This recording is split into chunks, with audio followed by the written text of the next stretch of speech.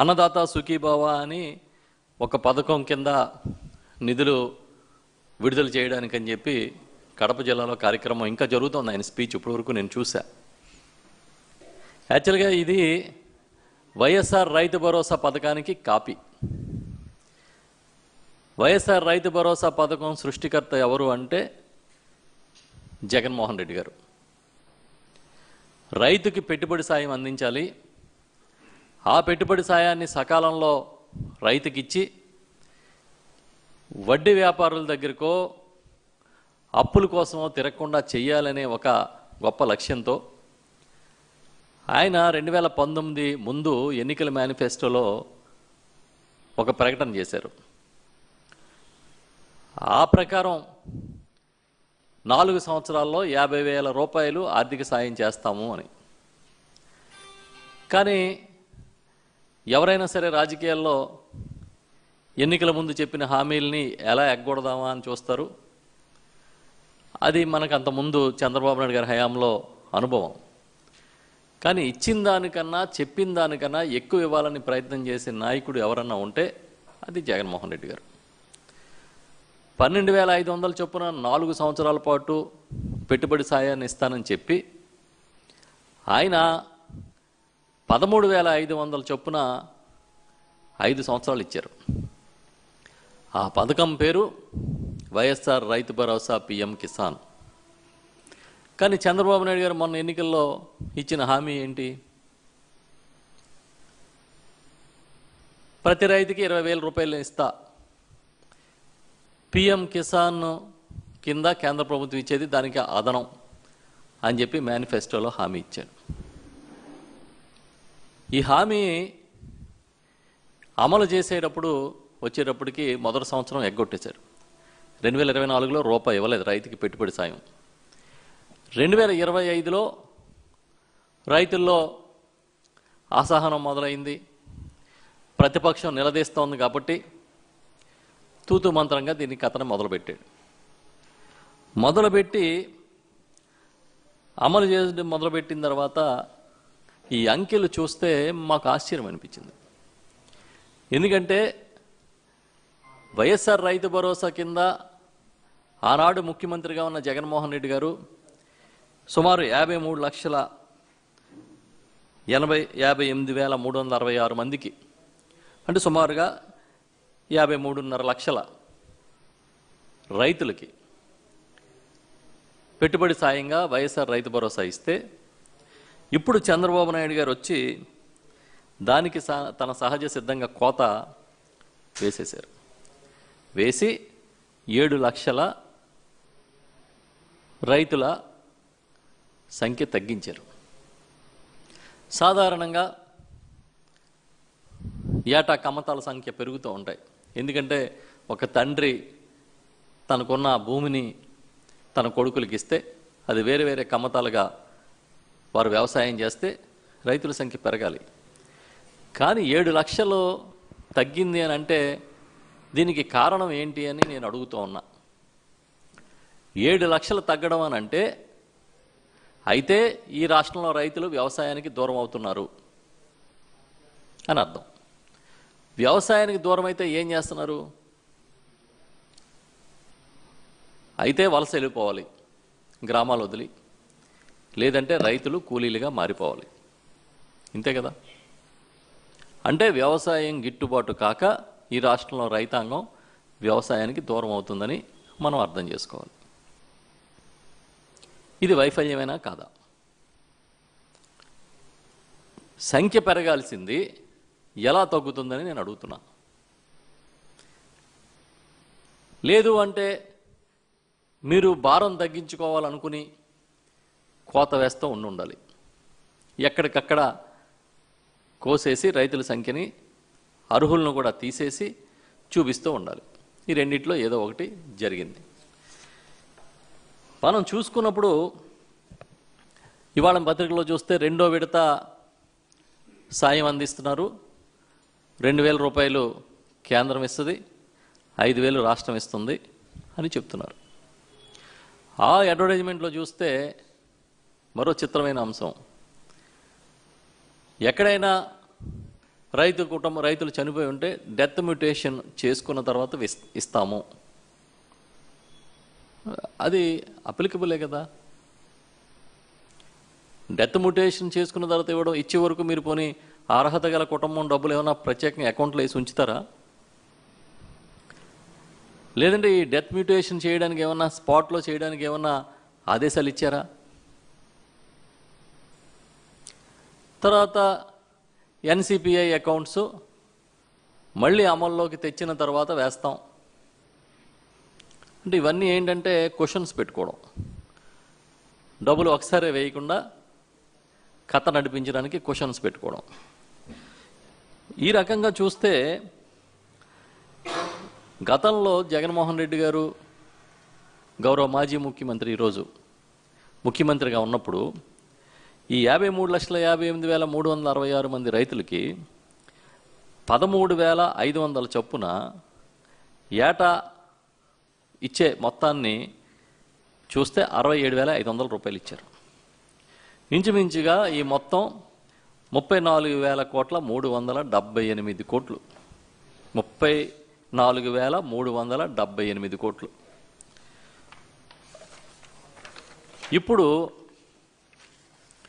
TDP కూటమి ప్రభుత్వం కథ తీసుకుంటే ఎన్నికల ముందు చంద్రబాబు ఇచ్చిన హామీ ప్రకారం ఆనాటి అర్హత కలిగిన 53,58,000 కుటుంబాలకి 20,000 చొప్పున ఇవ్వాల్సి వస్తే ప్రతి రైతుకి గత 2 ఏళ్లకి అంటే 2024, 2025 ఈ సంవత్సరానికి కలిపి 40,000 రూపాయలు ఇవ్వాలి ఒక్కొక్క రైతుకి. అలా చూస్తే ఇప్పటి వరకు 21,433 కోట్ల 46,40,000 రూపాయలు ఇవ్వాలి రైతులకి పెట్టుబడి సాయం. కానీ ఎంత ఇచ్చారు? 4,685 కోట్లు. అంటే ఎంత ఎగ్గొట్టినట్టు? ఇంచుమించుగా 16,000 కోట్లు, 17,000 కోట్ల రూపాయలు ఇవ్వాల్సిన దానికి కోత పెట్టారు. ఇది కాకుండా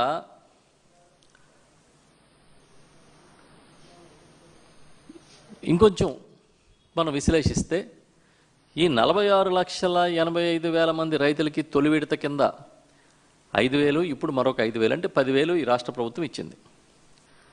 ఈ మొత్తం చూస్తే 4,685 కోట్లు నేను ఇప్పుడు చెప్పినట్టుగా. అంటే ఇప్పటి వరకు కూటమి ప్రభుత్వం రైతులకి బాకీ పడిన మొత్తం అంటే 2024-25 చంద్రబాబు హామీ ఇచ్చిన ప్రకారం రాష్ట్ర ప్రభుత్వం ఇవ్వాల్సిన పెట్టుబడి సాయం వీరు పెట్టుకున్న అన్నదాత సుఖీభావ పథకం కింద ఇవ్వాల్సిన మొత్తంలో బాకీ పడ్డ మొత్తం 16,746 కోట్ల రూపాయలు. ఇది వాస్తవం. ఇది కాకుండా గౌరవనీయులు జగన్మోహన్ రెడ్డి గారు ఆ రోజు ముఖ్యమంత్రిగా ఉన్నప్పుడు కౌలు రైతులకు కూడా ఇవ్వాలి, ఈ పథకాన్ని కౌలు రైతులకు కూడా వర్తింపజేయాలి పెట్టుబడి సాయాన్ని. ఎందుకంటే అసలు చిన్న సన్నకారు అంతకు మించి కూలీలుగా ఉండి వ్యవసాయదారులుగా మారాలన్న తపనతో పనిచేస్తున్న ఎస్సీ, ఎస్టీ, బీసీలకి చేయూతను అందించాలనే ఉద్దేశంతో కౌలు రైతులకు కూడా ఆ రోజు వైఎస్ఆర్ రైతు భరోసా అందించాలని నిర్ణయం తీసుకుని అమలు చేశారు.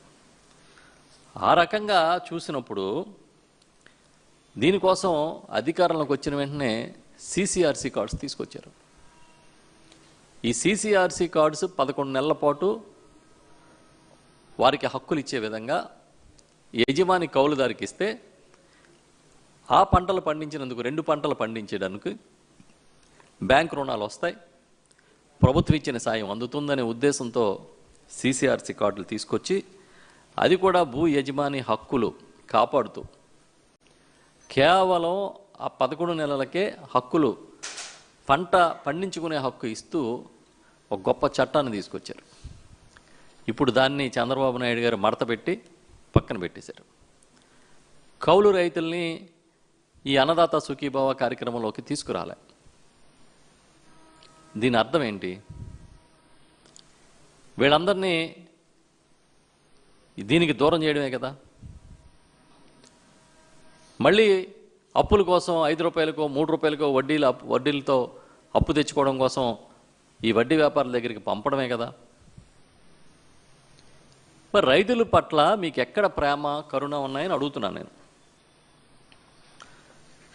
ఇంచుమించుగా ఈ CCRC చట్టం వచ్చిన తర్వాత 2019-24 మధ్య, అంటే గౌరవనీయులు జగన్మోహన్ రెడ్డి గారు ముఖ్యమంత్రిగా ఉన్న సమయంలో ఈ రాష్ట్రంలో 25,94,000 మందికి, అంటే ఇంచుమించుగా 26 లక్షల మందికి ఈ కౌలుదారు కార్డుల్ని అందించి దానికి అనుగుణంగా ఈ రైతు భరోసా కానీ, సున్నా వడ్డీ కానీ, పంటల బీమా కానీ, పంట నష్ట పరిహారాలు కానీ, ఇవన్నీ సంక్షేమ పథకాలని కౌలు రైతులకు ఇచ్చిన చరిత్ర ఈ రాష్ట్రంలో కేవలం జగన్మోహన్ రెడ్డి గారిదే. మీరు ఒప్పుకొని తీరాలి. గత సంవత్సరం ఏమన్నారు? ఈ సంవత్సరానికి కౌలు రైతులకు ఇవ్వట్లేదు, కానీ వచ్చే సంవత్సరం మాత్రం అన్నదాత సుఖీభావ ఇస్తాం కౌలు రైతులకి అని చెప్పారు. కానీ ఏరు దాటిన తర్వాత తెప్పతగలేసే అలవాటు సిద్ధాంతంగా పెట్టుకున్న మీరు మళ్ళీ కౌలు రైతులకి మొండి చేయి చూపించారనే విషయం ఇవాళ అర్థమైంది. ఇప్పుడు నేను ఇదంతా చూస్తూ ఉంటే గడిచిన 5 ఏళ్ల కాలంలో, అంటే 2019-24 మధ్య 6,78,000 మందికి 8,345 కోట్ల రూపాయలు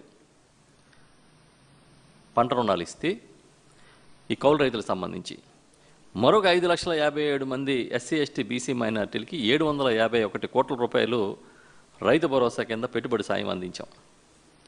ఇది కాకుండా 3,55,000 మంది రైతులకి 731 కోట్ల రూపాయలు ఉచిత పంటల బీమా అందింది. ఇది కాకుండా 2,42,000 మందికి 253.56 కోట్ల రూపాయలు పరిహారంగా ఇచ్చాం. దీన్ని బట్టి చెప్పండి, ఎవరు ఈ రాష్ట్రంలో రైతాంగాన్ని ఆదుకున్న రైతు బాంధవుడు అనేది చెప్పాలని నేను అడుగుతున్నా. ఇప్పుడే మీ దగ్గరికి వచ్చే ముందు చాలా చిత్రం, చంద్రబాబు నాయుడు గారు మాట్లాడుతూ ఉన్నారు, ఏదో పథకాన్ని అక్కడ ప్రారంభిస్తున్నారు కదా చూద్దాము అని చూస్తుంటే అసలు ఆయన ఏం మాట్లాడుతూ ఉన్నారు, అసలు ఏం చెప్పాలనుకుంటున్నారు మనకేం అర్థం కాదు. అది నేనే ఇది నేనే అని పాట ఉంది కదా, అలాగా ఏది ముట్టుకున్నా నేనే నేనే నేనే. ఈ క్రాప్ సరిగా చేయలేకపోతున్నాడు, AI తీసుకొస్తారంట, ఆర్టిఫిషియల్ ఇంటెలిజెన్స్ వ్యవసాయానికి తీసుకొస్తారంట. ఆ చెట్టు కింద రచ్చబండ దగ్గర కూర్చుని రైతులతో చెప్తాడైనా, మీరందరూ ఫోన్లో చూసుకోండి, మీకు డబ్బులు పడిన మెసేజ్ వచ్చిందా లేదా, నేనే చేశాను ఇది టెక్నాలజీ వాడి అని చెప్తున్నాడు. నువ్వు చేసావా? మరి 2019-24 మధ్య ఎవరు చేశారు? అసలు మొట్టమొదటగా ఈ రాష్ట్రంలో DBT కింద డబ్బులు వేసిన మొనగాడెవడో అని అడుగుతున్నా. దళారీలని దూరంగా పెట్టి ప్రతి ఒక్క రైతుకి కానీ లబ్ధిదారుడికి కానీ DBT కింద బటన్ నొక్కి డబ్బులు వేసింది చరిత్ర ఎవరిది? జగన్ గారిది కదా. ఆ రోజు మీరేం చెప్పారు? బటన్ నొక్కడం పెద్ద గొప్ప, ఎవడైనా నొక్కుతాడని చెప్పారు. ఇప్పుడు ఏం చెప్తున్నారు? అసలు ఆ బటన్ నొక్కడం అనేది మీరే కనిపెట్టినట్టుగా చెప్తున్నారు. ఇంకా ఆయన ఏం చెప్తున్నాడంటే, అసలు రైతుల కోసం పంచసూత్రాలు లేకపోతే పంచమంత్రాలు అనుకోండి అని ఒక పెద్ద స్పీచ్ ఇచ్చాడు ఆయన. అది చూస్తే ఏం చెప్తాడంటే, పాత పద్ధతిలో వ్యవసాయం చేయకూడదు. చాలా చిత్రంగా చెప్పాడు. పాత పద్ధతిలో వ్యవసాయం చేస్తామంటే కొన్ని ప్రభుత్వాలు ఆదుకుంటాయి, కొన్ని ఆదుకోవు అని చాలా గట్టిగా చెప్పాడు ఆయన.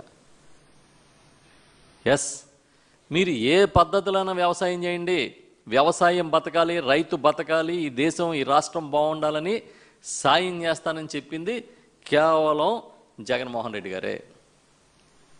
రైతు వెన్నుముక అని గుర్తించి ఆ రోజు ఉచిత విద్యుత్ దగ్గర నుంచి ప్రతి అంశంలో ఆదుకున్నది వారి తండ్రి గారు రాజశేఖర రెడ్డి గారే. మీరు ఏదో టెక్నాలజీ ఆర్టిఫిషియల్ ఇంటెలిజెన్స్, ఇవన్నీ రకరకాలుగా చెప్తున్నారు. అసలు నాకు అర్థం కానిది ఏంటంటే, ఇప్పుడు మీరు చెప్పిన దాంట్లో ఏది కొత్త ఉంది? నీటి భద్రత, డిమాండ్ ఆధారిత పంటలు పండించడం, అగ్రికల్చర్ టెక్నాలజీ, వ్యవసాయ ఆధార పరిశ్రమలకి వేదికగా తయారు చేసి ప్రపంచం మొత్తానికి ఫుడ్ ప్రాసెసింగ్. ఇందులో ఒక్కటైనా కొత్తగా ఉంటే చెప్పండి. ఈ రాష్ట్రంలో కానీ దేశంలో కానీ అమలు కానిది అయితే చెప్పండి మీరు. ఒక పక్కన 100 మంది రైతులు మీరు వచ్చిన ఈ 18 నెలల కాలంలో ఆత్మహత్యలు చేసుకుంటే ఒక్కడికి సాయం చేశారా? ఒక్క రైతు కుటుంబానికి డబ్బులు ఇచ్చి ఆదుకున్నారా? అవేం లేవు. ఎంతసేపు కళ్ళబొల్లి కబుర్లు, అబద్ధాలు, అబోధ కల్పనలు. మీకేమో అటు ఇటు తబలా వాయించే జాకిర్ హుస్సేన్ లాంటి సొంత బాకాలు ఉన్నాయి కదా, వాళ్ళు కొడతా ఉంటే మీకు ఆహా ఓహో అని కీర్తిస్తుంటే మీకు నిజాలు ఏంటో తెలియట్లే. ఆయన ఏం చెప్తున్నాడు? ఇందాక అక్కడ రైతులకి బియ్యం తింటే బీపీ షుగర్ వస్తాయి, కూరగాయలు ఆకుకూరలు కొర్రలు సజ్జలు ఎక్వా మీటు డైరీ ప్రపంచం అంతా ఇదే తింటుంది, మీకు పాలు ఉత్పత్తి చేస్తేనే డబ్బులు వస్తాయి, మీకు మాంసం ఉత్పత్తి చేస్తేనే డబ్బులు వస్తాయి, మీరు రొయ్యలు పండిస్తేనే డబ్బులు వస్తాయి. అసలు ఏం చెప్పదలుచుకున్నారు చంద్రబాబు గారు అని నేను సూటిగా అడుగుతున్నా. ఓకే, ఎంతకాలం ఎంతమందిని మోసం చేద్దామని? యాక్వా కల్చరే తీసుకోండి. ఇవాళ ఫీడ్ ధర తగ్గించామంటున్నారు, డిస్కౌంట్ ఇప్పించామంటున్నారు. ఏ ఒక్క రైతునైనా గతానికన్నా ఇప్పుడు రొయ్యల మేత చౌక అయ్యింది, ఈ రాష్ట్రంలో చౌకగా దొరుకుతుందని ఒక్క రైతుతో, అది మీ తెలుగుదేశం పార్టీకి సంబంధించిన రైతులైనా పర్వాలేదు, చెప్పించండి.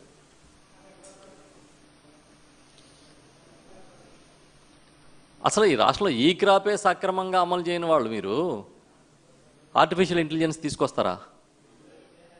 తీసుకొచ్చి ఏం చేస్తారు? సీఎం మ్యాప్ అని continuous monitoring of agriculture progress and process అని ఒక యాప్ని ఆ రోజుల్లో గౌరవనీయులు జగన్మోహన్ రెడ్డి గారు ముఖ్యమంత్రిగా ఉన్నప్పుడు ఈ రాష్ట్రంలో అమలు చేశాం. మార్కెటింగ్ని 24/7 పర్యవేక్షించడానికి ఆయన సూచనలతో సలహాలతో ఆ రోజు యాప్ని ఇంప్లిమెంట్ చేయడం జరిగింది. అప్పుడు నేను వ్యవసాయానికి మార్కెటింగ్ మంత్రిగా కూడా ఉన్నా. ఇప్పుడు ఆయన కొత్తగా ఏదో యాప్ తీసుకొస్తున్నామని చెప్తున్నారు. అంటే మీకు తెలియదు గత ప్రభుత్వంలో జగన్ గారు రైతుల కోసం ఏం చేశారనేది మీరు స్టడీ చేయట్లే. చెయ్యక కొత్తగా చేస్తున్నాం అని చెప్తారు. ఇప్పుడే గ్రోమోర్ సెంటర్ని నేను చూసి వచ్చాను, అది చాలా ఆదర్శంగా ఉంది అని ఏదో మాట్లాడుతూ ఉన్నాడు ఆయన. ఒకసారి రైతు భరోసా కేంద్రానికి వెళ్ళి చూడండి. ఈ దేశంలో ఉన్న అన్ని రాష్ట్రాలు, ఈ దేశంలో ఉన్న నీతి ఆయోగ్తో సహా అద్భుతమైన ప్రయోగం ఇదని చెప్పింది. దీన్ని అన్ని చోట్ల ఇంప్లిమెంట్ చేయాలని చెప్పారు. మీరు ఉద్దేశపూర్వకంగా జగన్ గారికి పేరు వస్తుందని వాటిని పడుకోబెట్టి వాటి ఫంక్షనింగ్ని దెబ్బతీసి వాటి విలువను తగ్గించాలని ప్రయత్నం చేస్తూ గ్రోమోర్ను పొగుడుతున్నారు. దీన్ని ఏమంటారు? ఇది కక్షపూరితం కదా. వాళ్ళు రైతులు అప్పుల గురించి మాట్లాడు స్వామి అంటే యాప్ల గురించి మాట్లాడుతున్నాడు ఈయన.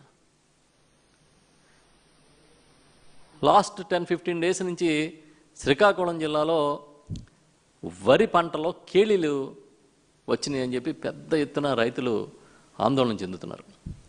అంటే నకిలీ విత్తనాలు, రకరకాల సీడ్స్ అంటే వెరైటీ సీడ్స్ కలిసిపోయి తప్పతాలు వచ్చి దానికి దిగుబడి పడిపోయి రేటు రాని పరిస్థితికి తయారైంది అక్కడ వ్యవస్థ. అక్కడ అధికారులు చెప్తారు, దీన్ని సప్లై చేసిన కంపెనీని పిలిచాము, వాళ్ళు వచ్చి బాగానే ఉందన్నారు, ఒకవేళ దిగుబడి తగ్గితే ఆ నష్టాన్ని మేము భరిస్తామన్నారు అని చాలా తేలిగ్గా చెప్తున్నారు. అందుకే నేను చెప్తున్నా, మీరు విత్తనాలకు వెళ్ళి మీ ప్రభుత్వం పెద్ద మోళి,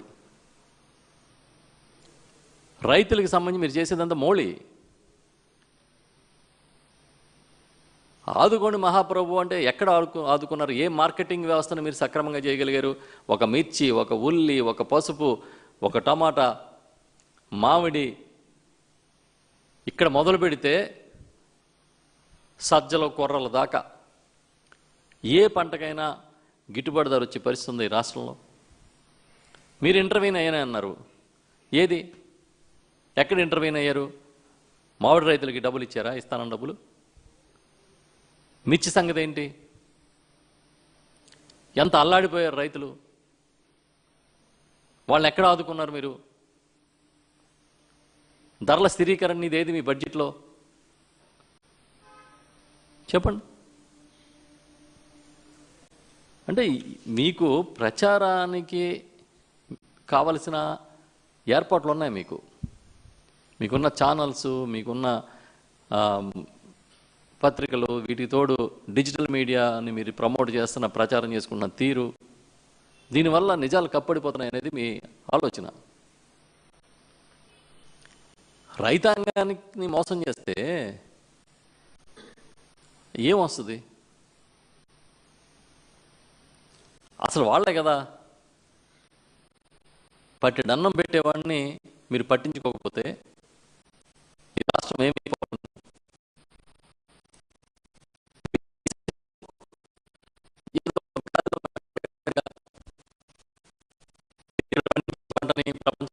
పంపించవచ్చు. నేను యుఏఈలో మాట్లాడుతూ ఉన్న విదేశాలకి ఈ రాయలసీమ నుంచి ఇక్కడ ఉత్పత్తులు, హార్టికల్చర్ ఉత్పత్తులు పంపడానికి అని అంటున్నారు. మీకు తెలుసా?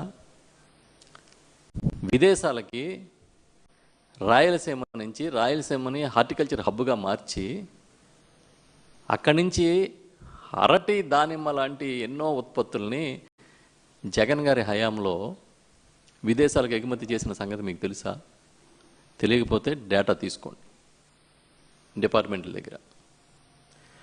కొత్తగా ఆయన చెప్తా ఉన్నారు, వ్యాగన్లు పెడతాము, వ్యాగన్లు పెట్టి మార్కెట్లో పంపిస్తామని. వ్యాగన్స్ కాదు, racks. Wagons, racks, special trains, goods trains ఏర్పాటు చేసి ఢిల్లీయే కాదు ఇతర మార్కెట్లకు కూడా మెటీరియల్ పంపించి, ఉత్పత్తులు పంపించిన చరిత్ర ఎవరిది? జగన్మోహన్ రెడ్డి గారిది కాదా? హార్టికల్చర్ హబ్గా తయారైంది అంటే ఎవరు కారణం? మీరేదో వచ్చి ఇప్పుడు దాని మీద మీ స్టాంప్ వేసుకోవాలని ప్రయత్నం చేస్తున్నారు. అరకు కాఫీ మీరు సృష్టించారా? మీరు ప్రోత్సహించారా? 1950s మొట్టమొదటిసారిగా వేసారు అరకు కాఫీని. ఆ తర్వాత వచ్చిన ప్రతి ప్రభుత్వం ఎంతో కొంత దాన్ని ప్రోత్సహించింది. ఇవాళ వరల్డ్ క్లాస్ కాఫీగా తయారైంది. మీరు మార్కెట్ చేశారు, మిగతా వాళ్ళు చేసుకోలేరు, అంతే తేడా. మేము చేసామని గొప్పలు చెప్పుకుంటారు, మిగతా వాళ్ళు చెప్పలేరు, అదే తేడా. చిత్రం ఏంటంటే ఎక్కడ ఏది జరిగినా అది నాదే, ఇది నాదే అంటే ఎలా అండి?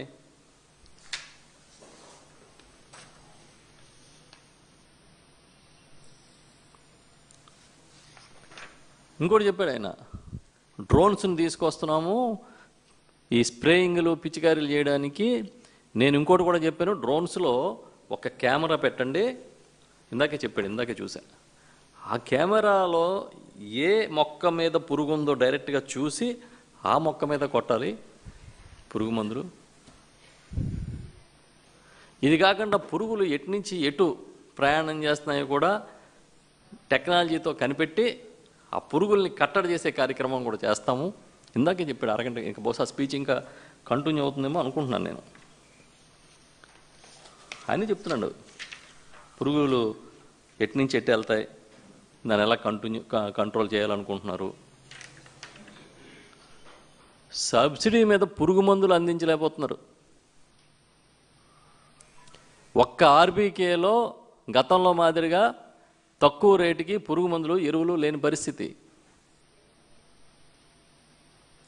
ఇప్పుడు చెప్పినప్పుడు చాలా అందంగా ఉంటుంది. ఏదో ఒక సామెత ఉంది, కొడుకులందరూ కలిసి రోజంతా పనిచేసి వచ్చి సాయంత్రం ఒరే అమ్మ నాన్న చాలా కష్టపడిపోతున్నారు, మనం ఎలాగైనా సరే పెద్ద బిల్డింగ్ కట్టాలి అంటే కడదాం అన్నయ్య, ఎలా కడదాం, ఏ రంగు వేద్దామని మాట్లాడుకుంటారు రాత్రి అంతా. పొద్దున మళ్ళీ ఎవడ పనికి ఆడిపోతాడు. అలాగే ఈయన జనం మధ్యలోకి వెళ్ళినప్పుడు ఈ టెక్నాలజీ, మార్కెటింగు, వ్యవసాయం, రైతు బాంధవుడు, ఇవన్నీ మాటలు మాట్లాడతారు. ఆ తర్వాత మళ్ళీ మామూలే తెల్లారు లేచి. అలా వ్యవసాయం ఈ రాష్ట్రానికి జీవన రేఖ. ఈ దేశమే వ్యవసాయక దేశం. మనం ఏం చేసామని అంటే ఏం అర్థమవుతుంది జనాలకి? ఎప్పుడొకప్పుడు చెప్పేదానికి అక్కడ జరగట్లేదనే విషయం అర్థమైతే ఏం తెలుస్తుంది చివరికి? ఇదంతా అబద్ధాలని తేలిపోదా? ఈ మోంతా తుఫాన్ నష్టాలు ఏం చేశారా బాబు అని అది కూడా చూశాను నేను వచ్చే ముందు. చూస్తే ఏం చెప్తున్నారంటే ఇంచుమించుగా 1,61,447 హెక్టార్లలో పంటలు దెబ్బతిన్నట్టుగా ప్రభుత్వం నివేదిక తయారు చేసింది. అంటే ఇంచుమించుగా 4 లక్షల ఎకరాలు. దానికి సంబంధించి 390 కోట్ల రూపాయలు మాత్రమే నష్టం జరిగింది. అంటే 390 కోట్ల రూపాయలు మాత్రమే ఇన్పుట్ సబ్సిడీ ఇవ్వాల్సి ఉంటుంది. నష్టం కాదు, ఇన్పుట్ సబ్సిడీ ఇవ్వాల్సి ఉంటుంది అని తేల్చారు. అంటే యావరేజ్న 12,000 వస్తుంది. ఇది మోంతా తుఫాన్లో మీరు చేసుకున్న ప్రచారం అంత లేదు ఇలా చేసే సాయం. మరి ఏంటి బిల్డప్లు ఏంటి? పచ్చిగా ప్రచారం చేసుకోవడమే తప్ప ఎక్కడన్నా అలా ఎందుకు ఈ ప్రభుత్వం వచ్చిన తర్వాత జరిగిన నష్టాలకే ఇంతవరకు ఇన్పుట్ సబ్సిడీ ఇవ్వలేదు? ఇగో చూస్తుంటే ప్రొడక్షన్ లాసు 4,36,000 మెట్రిక్ టన్నులు, మానిటరీ లాసు 1,87 కోట్లు, అంటే మొత్తం పంట నష్టం. దాంట్లో ఇన్పుట్ సబ్సిడీ 390 కోట్లు తేల్చేశారు. అయిపోయింది మోంతా.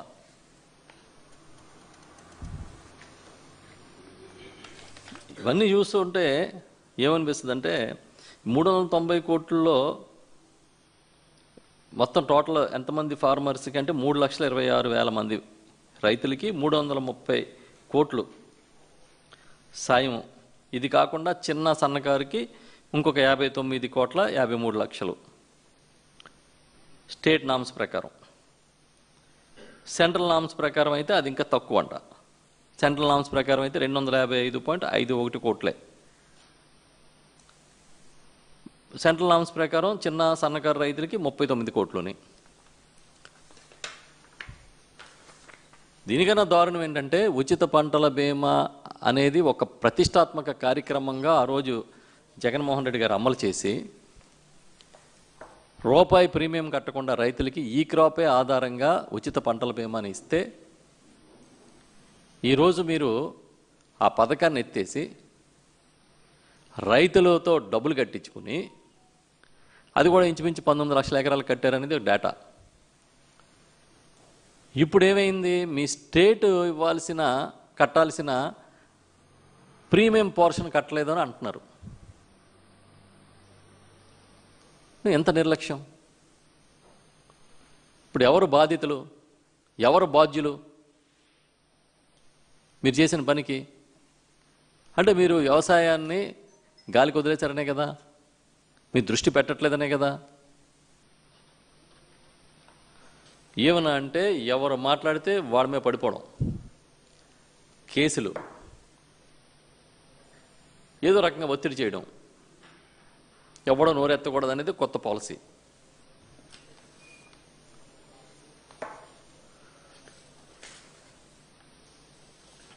మీరేం చెప్తే చేయాలి. బియ్యం తినొద్దంటే మానేయాలి, యూరియా వాడొద్దంటే మానేయాలి. ప్రకృతి వ్యవసాయానికి నేనే సృష్టికర్తను అంటా ఉన్నాడు ఆయన.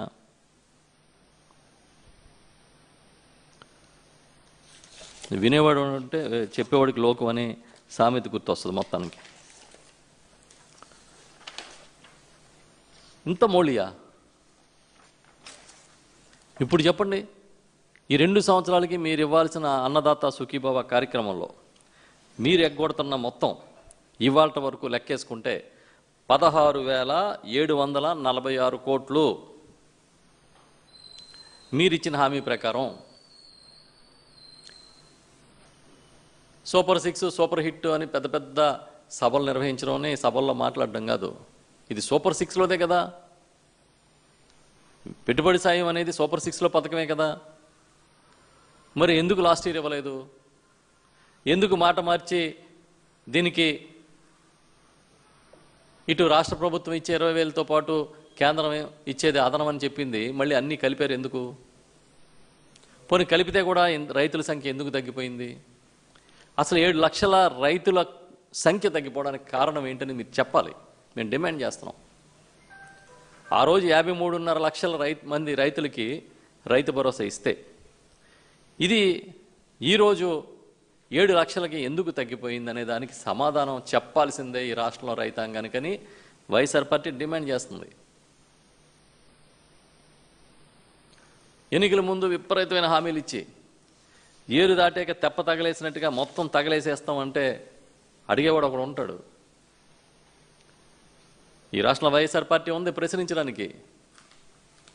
మిగతా పార్టీలన్నీ మీ పక్షం అయి ఉండొచ్చు, కానీ ప్రజల పక్షాన గొంతు వినిపించడానికి, నిలదీయడానికి వైఎస్ఆర్ పార్టీ ఉంది ఉంది ఉంది అని చెప్తున్నాం మేము. చెప్పండి, ఎందుకు 7 లక్షల మంది రైతులు తగ్గిపోయారు, లబ్ధిదారులు తగ్గిపోయారు? ఎందుకు మీరు కౌలు రైతులకు ఇస్తానని ఇవ్వట్లేదు?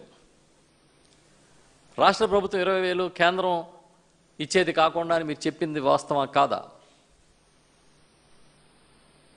మార్కెట్ ఇంటర్వెన్షన్ నిధి ఎక్కడిది? అసలు ఈ 18 నెలల కాలంలో మీరు మార్కెట్ ఇంటర్వెన్షన్ కింద ఇచ్చిన మొత్తం ఎంత? ఏ రైతుని ఎలా ఆదుకున్నారు చెప్పమని నేను డిమాండ్ చేస్తున్నా. పదే ఒక అబద్ధాన్ని చెప్తే నిజమైపోద్దని మీరు నమ్మొచ్చు, కానీ ఈ రాష్ట్ర ప్రజలు నమ్మడానికి సిద్ధంగా లేరు. ఇంకా జగన్ గారి కన్నా ఎక్కువ ఇస్తానంటే నిజమే కాబోలు. ఈయన మనిషి మారి ఉంటాడు. ఈయనకి తోడు ఇంకో 2 పార్టీలు కలిసినాయి. వీళ్ళందరూ కలిపి ఆయనకన్నా జగన్ గారి కన్నా ఎక్కువ లబ్ధి చేకూరుస్తారేమో అని ఏమారి నమ్మి ఓట్లేశారు కదా. ఇప్పుడు ఎందుకు మీరు చెప్పిన ఈ కార్యక్రమం జరగట్లేదు? సూపర్ 6 సూపర్ హిట్ అంటే సినిమా సూపర్ హిట్టే, కలెక్షన్స్ లేవన్నట్టుంది పరిస్థితి. 18 నెలల కాలంలో సంవత్సరానికి 3 గ్యాస్ బండలు ఇస్తానన్న మీరు 18 నెలల కాలంలో ఇచ్చిన బండ ఒక్క బండ ఇచ్చారు. చూస్తాం మిగతా స్కీమ్స్ అన్నీ ఇచ్చేసాం అంటున్నారు. ఆడబిడ్డ నిధి ఏమైంది అంటే అయిపోయింది. P4 మొన్న వరకు మాట్లాడారు. ఆంధ్రజ్యోతి రాధాకృష్ణ గారు ఒకరోజు ఏదో ఆర్టికల్ రాశారు. దాని తర్వాత నెమ్మదిగా పాపం వాళ్ళ సొంత మేధావులు మీడియానే అంగీకరించట్లేదు అనుకున్నారు, లేకపోతే ఫెయిల్ అయింది అనుకున్నారు. అయిపోయింది సినిమా. పైగా ఏం చెప్తున్నారు వీళ్ళు, సచివాలయం ఎంప్లాయీస్కి టీచర్స్కి కూడా ఈ P4 కింద మీరే దత్తత తీసుకోవాలి కుటుంబాలకని చెప్తున్నారు. కుటుంబాలని వాళ్ళ దత్తత తీసుకోవాలంట ఎంప్లాయీస్.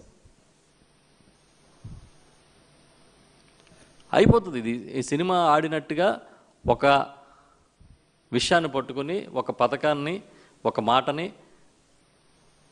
నడిపిస్తూ ఉంటారు, మార్కెటింగ్ చేస్తూ ఉంటారు. అది పాతబడిన వెంటనే ఇంకోటి ఎత్తుకుంటారు. ఎన్నికల ముందు చెప్పేవారు కదా, యువ పారిశ్రామికవేత్తలు తయారు చేస్తాం, ప్రతి ఒక్కరికి 10 లక్షలు ఇచ్చేస్తాం, ఇంకా అసలు ఫ్రీగా 10 లక్షలు ఇస్తాం, మీరు ఇండస్ట్రీస్ పెట్టుకోవడమే, మొత్తం అందరూ పారిశ్రామికవేత్తలు అయిపోవడమే అని చెప్పారు. ఏది ఎక్కడిచ్చారు? ఒక్కడికన్నా ఇచ్చారా? అసలు అంతా ఏదో పెళ్ళిలో మిగతా వాళ్ళకి మంత్రాలు రావు కాబట్టి నేను మంత్రాలు చదువుతాను మీరు మామ అనుకోండి అంటూ ఉంటారు పెళ్లి చేయించే పురోహితులు. అలాగా నేను ఇచ్చేసాను అనుకోండి మీరు మామ అనుకోండి అంటే మేము మామ అనుకోవడానికి ఇక్కడెక్కడ ఎవడన్నా చెవిలో పూలు పెట్టి తిరుగుతున్నారా? ఇంకా ఈ అబద్ధాల మార్కెటింగ్ మానేస్తే బాగుంటుందని కోరుకుంటున్నాను.